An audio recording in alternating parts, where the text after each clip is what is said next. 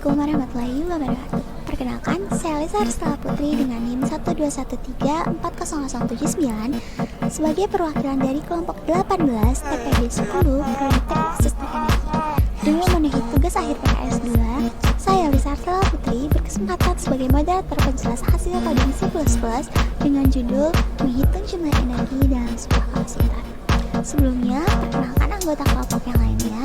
Ada Natasha Sulkara Fidela dengan NIM 121340077, Indriana Mamang dengan NIM 121340073. Menghitung jumlah energi yang tersimpan dalam kapasitor. Energi yang tersimpan dalam kapasitor.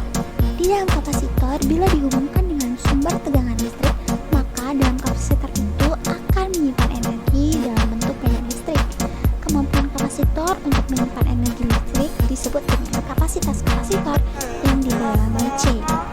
Besarnya energi listrik yang tersimpan dalam kapasitor sama dengan usaha yang dilakukan untuk memindahkan muatan listrik dari sumber tegangan ke dalam kapasitor. Rumus energi yang tersimpan dalam kapasitor adalah C sama dengan Q per V, atau muatan listrik yang tersimpan dalam kapasitor dibagi dengan beda potensial antara keping kapasitor. Selanjutnya kita masuk ke dalam kodenya. Adalah pertama menggunakan input I-stream. Input I-stream merupakan singkatan dari input atau output stream yang digunakan untuk menginput data atau menampilkan data dalam bentuk huruf, angka, simbol, dan lain-lain. Pada yang kedua, menggunakan using namespace std. Using namespace std adalah sebuah instruksi terhadap compiler untuk menggunakan semua fungsi yang terkait menggunakan kerangka yang sama, seperti halnya scene, count, endless, vector, string pay, pair, map, key, dan lain-lain yang merupakan fitur di C++ standard library. Integer pilih merupakan tipe bilangan bulat. Pilih ini sendiri merupakan perintah untuk kembali ke menu. Kemudian kembali ke dalam pembuatan menu. Di dalam menu terdapat 3 tipe yang akan dipilih nanti. Di sini menggunakan sistem CLS. Sistem CLS berfungsi untuk membersihkan layar pada program yang akan dijalankan sehingga pemrograman dapat menentukan saat untuk menghapus data yang telah dijalankan tanpa harus menutup program tersebut dan membuka kembali. Cout, kemudian masuk ke dalam cout. Cout berfungsi untuk menampilkan teks, sedangkan endless yang berada pada posisi akhir setelah cout. Fungsinya adalah untuk memisahkan paragraf agar tulisan terbaca dan rapi pada saat program dijalankan. Setelah itu memberikan 3 pilihan, kemudian scene. Scene adalah perintah untuk input, di mana ketika kita menginput pilihan 1, 2, dan 3 akan diberikan pilihan itu sendiri. Kemudian kita masuk ke dalam jika, if, percabangan untuk memilih. Jika yang dipilih adalah 1, maka akan ada cout yang menanyakan untuk memasukkan jumlahnya banyaknya percobaan, di mana floatnya arraynya merupakan Q, N, C, N, dan W, N. Untuk integer, float adalah float sendiri adalah tipe data yang bisa memiliki nilai ya. Untuk for-nya sendiri ada integer.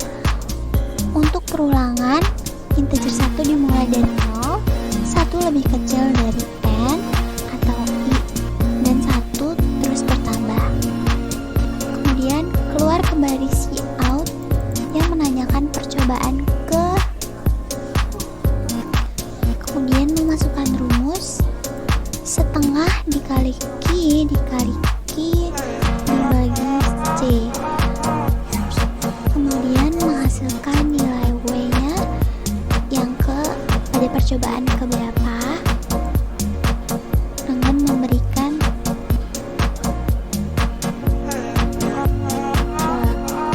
kemudian cout akan menampilkan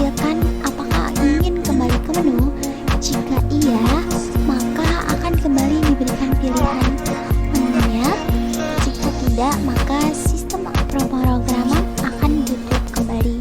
Jika pemrograman dipilih kepada pilihan 2, maka akan terjadi perulangan yang sama. Namun berbedanya pada bagian rumusnya, yaitu setengah dikali Q dikali V.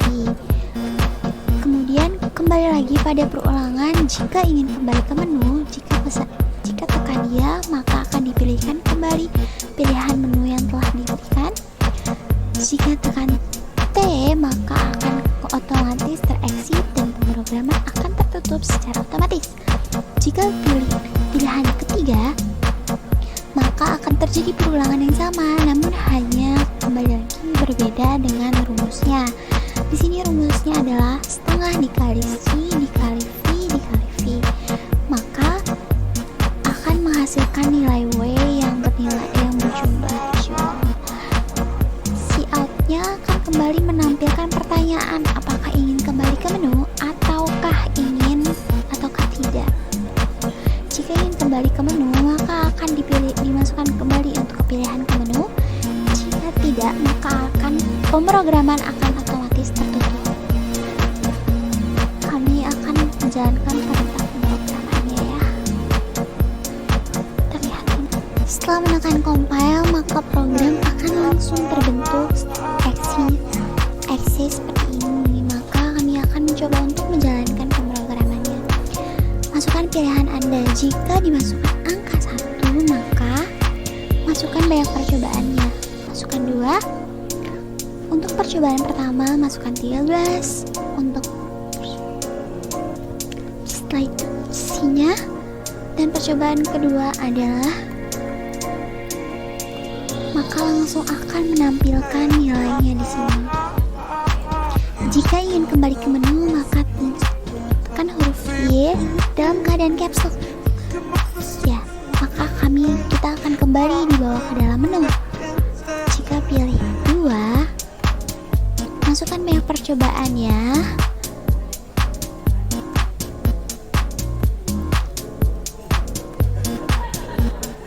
Maka kembali akan ditampilkan hasilnya seperti ini.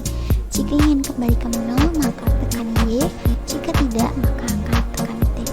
Jika tekan T lalu menekan enter, maka pemrograman akan otomatis tertutup. Seperti itu. Terima kasih telah